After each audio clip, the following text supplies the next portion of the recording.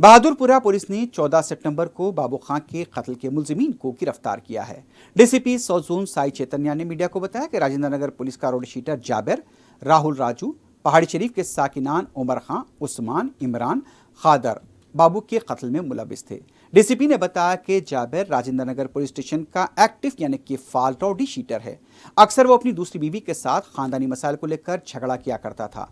13 सितंबर को उसने फोन पर अपनी दूसरी बीवी के साथ बहस व तकरार की, जिस पर उसकी बीवी ने कहा कि वो अपने मामू बाबू खां से इसकी शिकायत करेगी और बाबू खां उससे नहीं छोड़ेगा।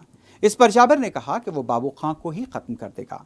और जब बाबू खां हसन नगर में एक होटल के पास खड़ा था, जाबिर और उसके दूसरे 5 साथियों ने मोहल्ले के हथियारों से हमला करते हुए उसका कत्ल कर दिया। ये 5 मुलजिमीन खम्मम फरार हुए थे। पुलिस ने उन्हें गिरफ्तार किया है। इनके कब्जे से 4 चाकू, 2 देसी साख्ता तफंचे, 6 कारतूस, 1 ऑटो, स्कूटर और मोबाइल फोन को जब्त कर लिया गया।